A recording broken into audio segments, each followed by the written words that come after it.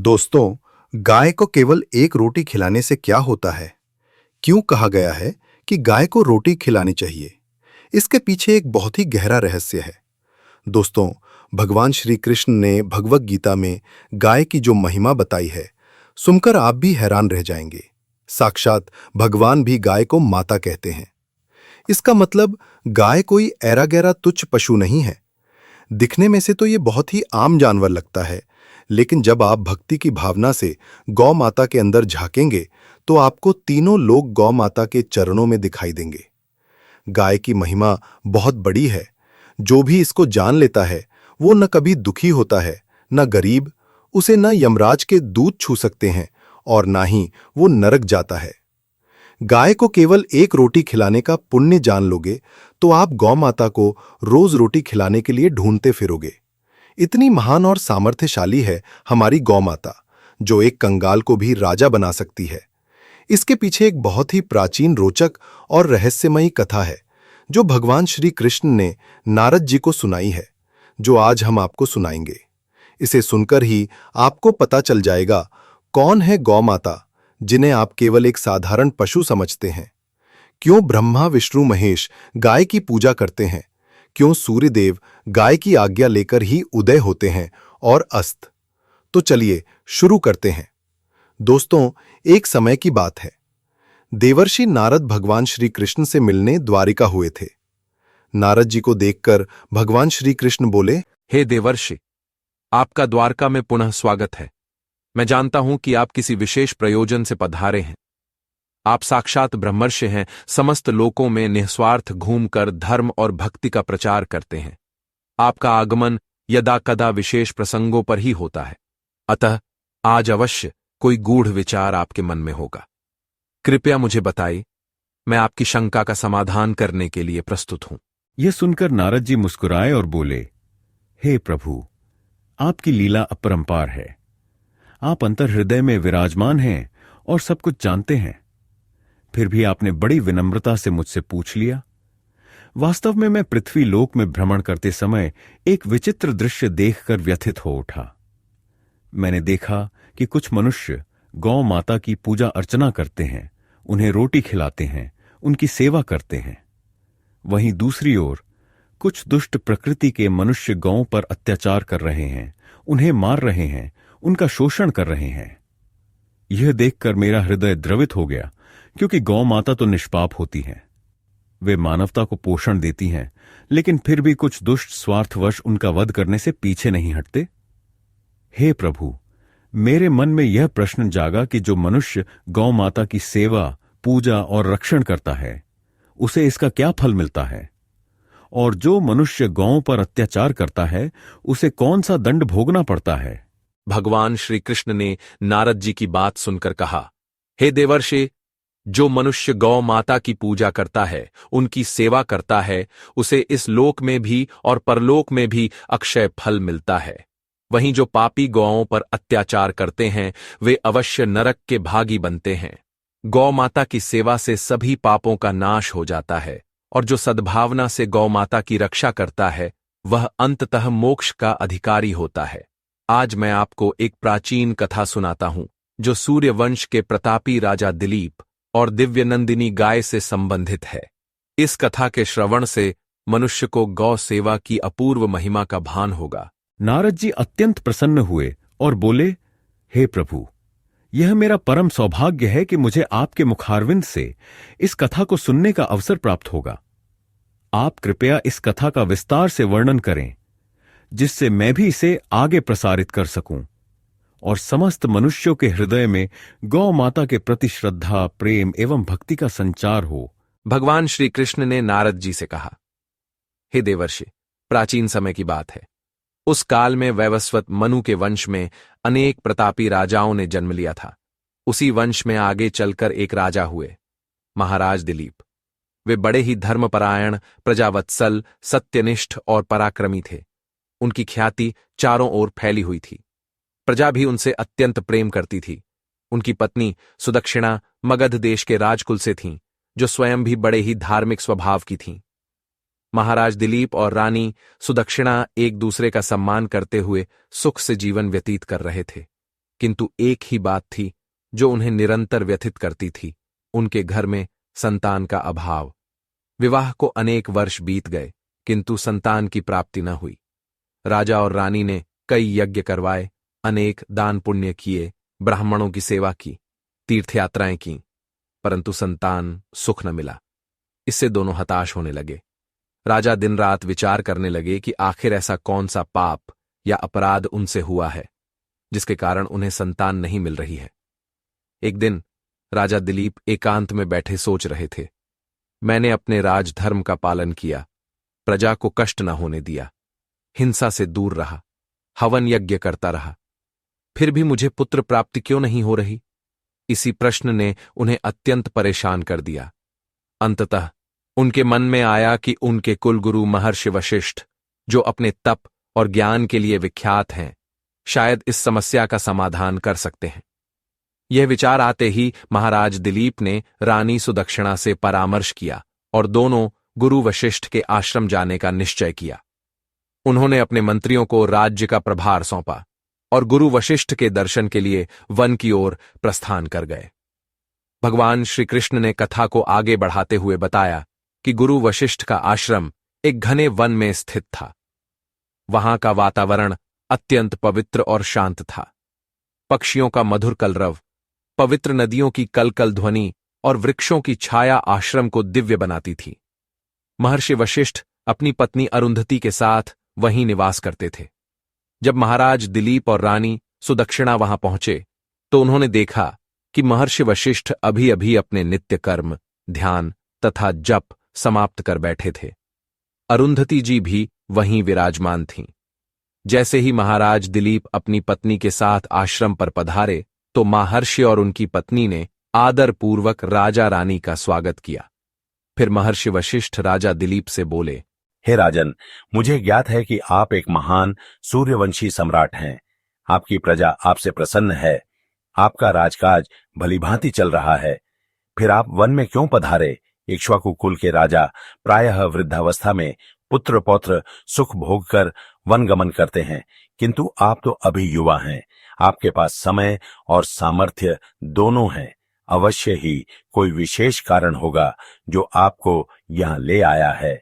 इस पर राजा दिलीप ने बड़े विनम्र स्वर में कहा, हे गुरुदेव, आपका कहना सत्य है कि राजा को पहले अपना कर्तव्य पूरा करना चाहिए, लेकिन मैं बहुत बड़ी चिंता में हूं। मुझे अभी तक संतान सुख प्राप्त नहीं हुआ है और यह बात मुझे निरंतर व्यथित कर रही है। मैंने अनेक प्रयास किए परंतु सफलता नहीं मिली। मुझे संदेह है कि मुझसे कोई ऐसा पाप हो गया है जिसकी स्मृति मुझे नहीं। आप अपनी दिव्य दृष्टि से देखकर मुझे बताइए कि मेरा कौन सा अपराध है जो मुझे संतान सुख से वंचित रखे हुए है। साथ ही मुझे यह भी बताइए कि इसका प्रायश्चित क्या है। भगवान श्री कृष्ण ने आगे बताया, महर्षि वशिष्ठ ने अपनी दिव्य दृष्टि से राजा दिलीप के भूतकाल का सूक्ष्मता से निरीक्षण किया। उन्होंने देखा कि राजा दिलीप से एक बड़ी भूल हुई थी। वशिष्ठ जी ने कहा, हे राजन, जब आप इंद्रलोक में देवताओं से भेंट करके लौट रहे थे, उस समय मार्ग में एक कल्प वृक्ष के नीचे कामधेनु गाय और उसका बछड़ा खड़े थे। वे दोनों अत्यंत भूखे और त्रस्त दिखाई दे रहे थे। उन्होंने आपसे सहायता की याचना भी की, किंतु उस समय आप अत्यंत प्रसन्न मुद्रा में थे। शायद आपने उनकी पुकार सुनी ही नहीं। आप उस समय इतनी जल्दबाजी में थे कि आपने उन पर ध्यान नहीं दिया। उसी गाय को आपकी यह कृतज्ञता बड़ी खली। उसे लगा कि एक प्रतापी सूर्यवंशी राजा, जिसे धर्म का ज्ञान होना चाहिए, उसने एक भूखी गाय और उसके बछड़े की ओर ध्यान तक नहीं दिया। इससे दुखी होकर उस कामधेनु ने आपको श्राप दे दिया कि आपके घर में संतान का अभाव रहेगा। मनुष्य को गौ माता की सेवा न करने से, विशेष रूप से भूखी गाय की अनदेखी करने से महापाप लगता है। वही श्राप आज भी आपको बांधे हुए है। राजा दिलीप ने यह सुना तो उन्हें बहुत ग्लानि हुई। वे बार बार अपने आप को धिक्कारने लगे। हाय, मैंने कैसी अनजान में भूल कर दी। एक गाय को, जो समस्त लोक की माता है, मैं उनको भोजन तक न करा सका। मुझे राजा कहलाने का कोई अधिकार नहीं। मैंने अब तक जाने अनजाने में जो अपराध किया है, उसके कारण आज मुझे संतान सुख से वंचित होना पड़ रहा है। उन्होंने महर्षि वशिष्ठ से प्रार्थना की, हे गुरुदेव, मुझे कोई ऐसा उपाय बताइए जिससे मैं अपना यह महापाप दूर कर सकूं। मैं प्रायश्चित करने के लिए तैयार हूं, भले ही मुझे कितना भी कठोर तप क्यों न करना पड़े। महर्षि वशिष्ठ ने राजा दिलीप की प्रार्थना सुनकर कहा, हे राजन, कामधेनु की वही पुत्री नंदिनी इस समय मेरे आश्रम में है। उसका स्वभाव अत्यंत कोमल और दयालु है। तुम अपनी पत्नी के साथ उसकी सेवा करो, उसे वन में चराने ले जाओ, उसके चारों ओर मंडराते हिंस्र पशुओं से उसकी रक्षा करो, दिन भर उसके साथ रहो। शाम को जब आश्रम लौटो तो रानी उसे रोटी, हरी घास इत्यादि खिलाए, उसकी प्रदक्षिणा करे, उसके चरणों में प्रणाम करे। गौ माता की प्रसन्नता ही तुम्हारी समस्त बाधाओं का निवारण कर देगी। यदि नंदिनी तुम पर प्रसन्न हो गई तो तुम्हें अवश्य ही गुणवती संतान प्राप्त होगी। इतना कहकर महर्षि वशिष्ठ ने बाहर संकेत किया तो देखा कि आश्रम के प्रांगण में नंदिनी गाय खड़ी थी। वह बड़ी मनोहर लग रही थी।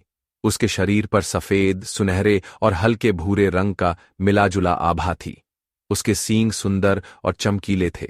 आंखों में करुणा झलक रही थी। राजा दिलीप और रानी सुदक्षिणा ने उस गाय को दंडवत प्रणाम किया और महर्षि वशिष्ठ का निर्देश मानकर उसकी सेवा करने का संकल्प लिया। अगले दिन तड़के ही महारानी सुदक्षिणा ने स्नानादि से निवृत्त होकर गौ माता की विधिपूर्वक पूजा की। उन्होंने नंदिनी को पुष्पमाला पहनाई, उसके मस्तक पर चंदन का तिलक लगाया, मीठी बातों से उसे पुकारा। उधर महाराज दिलीप धनुष और बाण साथ में रखकर नंदिनी को वन में चराने ले चले। वन का वातावरण सुरम्य था। ऊंचे ऊंचे वृक्ष, घनी छाया, मनभावनी लताएं और तरह तरह के जंगली फूल। महाराज दिलीप चाक चौबंद होकर नंदिनी का पीछा करते। जब वह घास खाने रुकती तो वे उसे अत्यंत प्रेम से सहलाते, उसके शरीर पर बैठे कीट पतंगों को हटाते। कभी वह किसी जलाशय के समीप पहुंचती तो महाराज देखते रहते कि कहीं कोई मगरमच्छ या हिंस्र जीव आसपास न हो। दोपहर में गाय विश्राम करने बैठती, तब महाराज उसके समीप भूमि पर ही बैठकर उसकी रक्षा करते। वे मन ही मन गौ माता से क्षमा याचना करते रहते और अपना श्राप दूर होने के लिए प्रार्थना करते रहते। उन्हें गौ सेवा में परमानंद की अनुभूति होने लगी। शाम होने पर वे वापस आश्रम लौट आते। आश्रम के द्वार पर रानी सुदक्षिणा खड़ी रहती, जो पुनः नंदिनी का स्वागत करती, उसके चरण छूती, उसे रोटी खिलाती, उसके खुरों में किसी प्रकार की चोट तो नहीं, यह जांचती। इस तरह पति पत्नी दोनों नंदिनी गाय की सेवा में जुटे रहे। लगातार 20 दिनों तक यह क्रम चलता रहा। हर दिन राजा दिलीप उसी निष्ठा और प्रेम से गौ माता को वन में चराते। रानी सुदक्षिणा शाम को पूजा अर्चना में रत रहती। गौ माता भी इस प्रेम और भक्ति को अनुभव कर प्रसन्न होती जा रही थी।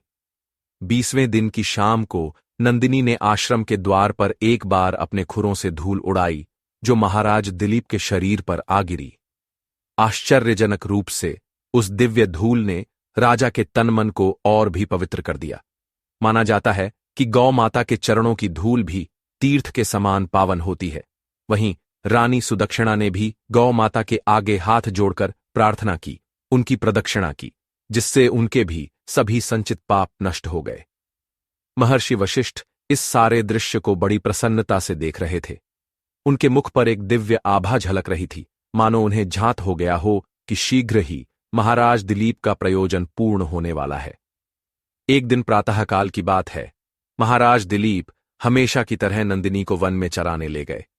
आज गाय ने धीरे धीरे चलते हुए काफी लंबा रास्ता तय किया और आगे हिमालय की तलहटी तक पहुंच गई। रास्ते में विविध प्रकार की वनस्पतियां, नदियां, चट्टानें पार करते हुए दोनों आगे बढ़े। हिमालय की तलहटी में सुंदर हरियाली थी, परंतु वहीं कुछ दुर्गम स्थान भी थे जहां हिंस्र पशुओं का भय बना रहता था। महाराज दिलीप सतर्कता से इधर उधर देखते हुए चल रहे थे। वे गौ माता पर आने वाले प्रत्येक संकट से निपटने के लिए तत्पर थे। तभी अचानक एक भयंकर गर्जना सुनाई दी। महाराज ने मुड़कर देखा तो पाते हैं कि एक विशालकाय सिंह अचानक प्रकट हुआ और नंदिनी पर झपट पड़ा। सब कुछ इतनी जल्दी हुआ कि राजा को संभलने का अवसर ही नहीं मिला। सिंह ने अपने मजबूत जबड़ों से गौ माता को दबोच लिया। वह दर्द भरी आवाज में चीत्कार करने लगी। राजा दिलीप तुरंत त्वरित गति से आगे बढ़े। उन्होंने अपना धनुष निकाला, बाण प्रत्यंचा पर चढ़ाया और सिंह को मारने के लिए निशाना साधा। परंतु जैसे ही सिंह ने उनकी ओर क्रोध भरी दृष्टि डाली, राजा के शरीर में अजीब सी कंपन फैल गई। उनके हाथ शिथिल हो गए। वे बाण छोड़ना तो दूर, धनुष तानने में भी असमर्थ हो गए। सिंह ने मानो मनुष्य की भांति वाणी की। वह बोला, हे राजन, मैं कोई साधारण सिंह नहीं, बल्कि भगवान शिव की प्रेरणा से यहां विचरण करने वाला एक दिव्य प्राणी हूं। शिवजी स्वयं मेरी पीठ पर पैर रखकर नंदी पर विराजते हैं और मुझमें उनकी तांत्रिक शक्ति विद्यमान है। तुम मुझे मारने में समर्थ नहीं हो सकते। यदि तुम्हें प्राण प्यारे हैं तो यहां से चले जाओ। यह गौ आज मेरी भूख शांत करने के लिए विधाता द्वारा नियत है। यह सुनकर राजा दिलीप का हृदय द्रवित हो उठा। वे बोले, हे मृगराज, यह नंदिनी कोई साधारण गाय नहीं, महर्षि वशिष्ठ की गौ माता है। इसकी हत्या से तुम्हें महापाप लगेगा। फिर भी यदि तुम अड़े हुए हो तो मैं तुम्हें एक विनती करता हूं। मेरी प्राण बलि स्वीकार कर लो, इस गाय को छोड़ दो। मैंने गुरुदेव को वचन दिया है कि मैं इस गाय की रक्षा के लिए अपने प्राण भी न्यौछावर कर दूंगा। तुम मुझे मारकर अपनी भूख शांत कर लो, पर नंदिनी को मत मारो। इसके बछड़े की याद करो, वह घर पर है। मां के बिना बछड़ा कैसे जीवित रहेगा? मैं एक राजा हूं, प्रजा की रक्षा मेरा धर्म है और गौ माता की रक्षा भी उसी धर्म का अंग है। इतना कहकर राजा दिलीप ने अपने धनुष बाण अलग रख दिए और सिंह के समक्ष हाथ जोड़कर नतमस्तक हो गए। वे आंखें बंद कर बोले, हे महादेव के दूत, यदि तुम्हें भूख शांत करनी है तो मेरा शरीर लो, लेकिन गौ माता को जीवन दान दो। आश्चर्य की बात यह हुई कि जैसे ही राजा दिलीप ने यह वचन दिया और अपने प्राण त्याग करने को तत्पर हो गए, उन्होंने देखा कि सिंह का भयंकर रूप कहीं अदृश्य हो गया और नंदिनी भी स्वतंत्र खड़ी है। राजा चकित होकर इधर उधर देखने लगे। तभी उन्हें एक मधुर वाणी सुनाई दी। हे राजन, तुम अपना त्याग मत करो, यह सब मेरी ही माया थी। महाराज दिलीप ने आंखें खोलीं तो पाया कि नंदिनी उनके समक्ष वैसे ही खड़ी है, पूर्णतया सुरक्षित। उसके शरीर पर कहीं भी घाव नहीं है। अब वह शांति से जुगाली कर रही थी और उसकी आंखों में राजा के प्रति आभार का भाव छलक रहा था। नंदिनी ने मानवीय वाणी में कहा, हे राजन, मैं कोई साधारण गाय नहीं, स्वयं कामधेनु की पुत्री हूं। तुम्हारी परीक्षा लेने के लिए ही मैंने सिंह का रूप धारण किया था। ये देखना चाहती थी कि तुम गौ रक्षा के लिए सचमुच कितने तत्पर हो। तुम अपने प्राण त्यागने को तैयार हो गए। ये तुम्हारी उत्तम भक्ति और त्याग का प्रमाण है। मैं तुम पर अत्यंत प्रसन्न हूं। तुम मुझसे वरदान मांगो। राजा दिलीप ने गदगद कंठ से कहा, हे गौ माता, मेरे मन में बस एक ही इच्छा है। मैं संतान का मुख देखना चाहता हूं। मैं चाहता हूं कि मुझे एक ऐसा पुत्र प्राप्त हो जो उत्तम गुणों से युक्त, बलवान, बुद्धिमान और धर्मपरायण हो। यदि आप मुझ पर प्रसन्न हैं तो मुझे यही वरदान दीजिए। नंदिनी बोली, तथास्तु। तुम रानी के साथ मिलकर मेरी पूजा अर्चना करो। मैं तुम्हें दूध प्रदान करूंगी। उस दूध का पान करने से तुम्हें अवश्य ही एक प्रतापी पुत्र की प्राप्ति होगी, जो रघुवंश की कीर्ति को सुदृढ़ करेगा। तुम्हारे वंश की ऐसी ख्याति होगी कि भविष्य में महान महान राजा उसी वंश में जन्म लेंगे। उसमें राजा रघु, राजा दशरथ और भगवान श्रीराम जैसे महापुरुष जन्म लेंगे और समस्त धरती को अपना उपकार देंगे। यह सुनकर राजा दिलीप अत्यंत हर्षित हुए। उन्होंने कहा, हे माता, आपके वचन मुझे अमृत समान लगे। अब मैं आपसे विनती करता हूं कि चलिए हम आश्रम लौटते हैं। वहां मैंने और रानी ने सभी अनुष्ठान की व्यवस्था की है। मैं विधिपूर्वक आपका पूजन करूंगा और आपके दूध का प्रसाद रूप में ग्रहण करूंगा। इसके पश्चात राजा दिलीप नंदिनी को वापस महर्षि वशिष्ठ के आश्रम में ले आए। रानी सुदक्षिणा द्वार पर प्रतीक्षा कर रही थीं। उन्होंने बड़े उल्लास से नंदिनी का स्वागत किया, उसे ताजे जल से स्नान करवाया, फूलों का हार पहनाया। फिर राजा रानी ने मिलकर नंदिनी की प्रदक्षिणा की, उसके चरणों में प्रणाम किया, उसकी आंखों में प्रेमपूर्वक निहारा।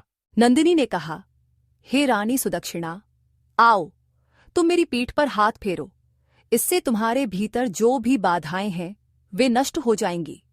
रानी ने अत्यंत श्रद्धा और आदर पूर्वक गौ माता की पीठ पर हाथ फेरा। उसी क्षण उन्हें लगा मानो कोई दिव्य ऊर्जा उनके शरीर में प्रवेश कर गई हो। उनका हृदय आनंद से भर उठा। तत्पश्चात राजा दिलीप ने एक पत्तों की डलिया बनाई, नंदिनी से अनुरोध करके थोड़ा सा दूध दोहन किया और वह दूध रानी एवं राजा दोनों ने प्रसाद समझकर ग्रहण किया। महर्षि वशिष्ठ ने भी आशीर्वाद दिया, हे राजन, तुम दोनों पर मैं प्रसन्न हूं। इस गाय के आशीर्वाद से तुम्हें शीघ्र ही एक पुत्र की प्राप्ति होगी। तुम्हारे घर में जो संतान जन्म लेगी वह महान पराक्रमी और गुणवान होगी। उसी के नाम से भविष्य में तुम्हारे वंश को रघुवंश कहा जाएगा, जिसकी कीर्ति चहुं ओर फैलेगी। राजा रानी ने महर्षि वशिष्ठ के चरणों में भी प्रणाम किया और अपने भाग्य को सराहा कि उन्हें गौ माता की सेवा करने का सौभाग्य मिला। महर्षि ने यह भी बताया कि गौ माता की कृपा से सभी मनोरथ पूर्ण होते हैं। समय आने पर महारानी सुदक्षिणा ने एक तेजस्वी पुत्र को जन्म दिया, जिसका नाम रखा गया रघु। महाराज दिलीप और रानी सुदक्षिणा की खुशी का ठिकाना न रहा। पूरे राज्य में उत्सव मनाया गया। महर्षि वशिष्ठ के आशीर्वाद से राजकुमार रघु बड़ा होकर अत्यंत पराक्रमी, धर्मनिष्ठ और प्रजावत्सल राजा बना। उसी के नाम पर आगे चलकर यह वंश रघुवंश कहलाया। इसी रघुवंश में आगे जाकर राजा दशरथ और भगवान श्री राम ने अवतार लिया। कहा जाता है कि महाराज दिलीप के इस इतिहास ने सिद्ध कर दिया कि गौ सेवा मात्र से भी मनुष्य के बड़े से बड़े कष्ट दूर हो सकते हैं। भगवान श्री कृष्ण ने कहा, हे देवर्षि, जो मनुष्य गाय की सेवा करता है उस पर साक्षात मेरी कृपा होती है। गाय के शरीर में 33 करोड़ देवी देवताओं का वास माना गया है। अतः गाय की पूजा करना, उन्हें रोटी या हरी घास खिलाना या उसकी प्रदक्षिणा करना, ये सभी पुण्य फलदायक कर्म हैं। जो गायों को सताता है, उन पर अत्याचार करता है, उसे तो महापाप लगता है और उसे परलोक में भयंकर नरक भोगना पड़ता है। अतः मनुष्य को सदैव गौ माता का सम्मान करना चाहिए। शास्त्रों में वर्णित है कि जो भी व्यक्ति प्रतिदिन गाय को रोटी, गुड़ या हरी घास खिलाता है, उसके घर में कभी अन्न धन की कमी नहीं होती। ऐसा माना जाता है कि जिस घर के सामने गौ माता नित्य आकर रुकती है, वह घर धन धान्य से संपन्न रहता है। गौ माता को रोटी खिलाने से घर में सुख शांति और सौभाग्य बना रहता है और सभी बाधाएं दूर होती हैं। गाय के प्रति आदर भाव रखते हुए यदि हम उनके चरणों में प्रणाम करते हैं तो हमें देवताओं का आशीर्वाद भी प्राप्त होता है। ऐसे व्यक्ति का हृदय स्वच्छ होता जाता है, उसकी मानसिक और आध्यात्मिक प्रगति होने लगती है। कहा जाता है कि गौ माता के पीठ पर सूर्य केतु नामक एक नाड़ी होती है, जो सूर्य की किरणों को सोखकर गाय के दूध में अद्भुत गुण भर देती है। इसीलिए गौ माता की पीठ का स्पर्श अत्यंत पावन माना गया है। पुराणों में वर्णन है कि जो मनुष्य श्रद्धा से गाय की पीठ का स्पर्श करता है, उसके सभी पाप नष्ट होते हैं और उसे पुण्य की प्राप्ति होती है। गाय का दूध सर्वश्रेष्ठ आहार माना गया है। यह न केवल शरीर को सबल बनाता है, बल्कि मानसिक शांति और आध्यात्मिक बल भी देता है। आयुर्वेद में भी गौ दूध को अमृत के समान बताया गया है, जो कई रोगों को दूर करने की क्षमता रखता है। दान में गौदान को सर्वोत्तम माना गया है। अनेक शास्त्रों में कहा गया है कि जो व्यक्ति गौदान करता है वह अपनी कई पीढ़ियों का कल्याण करता है। मृत्यु के बाद वैतरणी नदी पार करवाने में भी गौ माता सहायक होती है। इसलिए पुराणों में गौदान का विशेष महत्व बताया गया है। भगवान श्री कृष्ण ने नारद जी से कहा, हे देवर्षि, अब मैंने यह कथा आपको सुना दी है। जो मनुष्य इस कथा को श्रद्धा से सुनेगा, उसे गौ माता की महिमा का बोध होगा। यदि वह अपने जीवन में गौ माता की सेवा करने का संकल्प ले ले, तो उसके सारे पाप मिट जाएंगे, उसे धन धान्य की कमी नहीं रहेगी और मृत्यु के पश्चात वह परम धाम को प्राप्त होगा। जो गौ माता को मारता या यातना देता है, वह निश्चय ही नरकगामी होता है। इसलिए सभी मनुष्यों को अपनी सामर्थ्य के अनुसार गौ माता का पोषण, सेवा और रक्षा करनी चाहिए। गौ माता को रोटी खिलाना, उसे प्रणाम करना, उसके कूबड़ का स्पर्श करना, इन सबसे मनुष्य अपनी अनेक जन्मों की बाधाओं को समाप्त कर सकता है। भगवान श्री कृष्ण की वाणी को सुनकर नारद जी भाव विभोर हो गए। उन्होंने कहा, हे प्रभु, मैं इस कथा का प्रचार अवश्य करूंगा, ताकि मनुष्य जाति गौ माता के प्रति अपने कर्तव्य को समझे और उन्हें कभी कष्ट न दे। तो दोस्तों, इस प्रकार से भगवान श्री कृष्ण ने नारद जी को गाय को रोटी खिलाने का महत्व समझते हुए यह कथा सुनाई थी। आपको यह कथा कैसी लगी? कमेंट करके अवश्य बताएं। जानकारी अच्छी लगी तो वीडियो को लाइक करें और कमेंट में जय गौ माता और जय श्री कृष्ण अवश्य लिखें। साथ ही चैनल को सब्सक्राइब करें। आप सभी का धन्यवाद।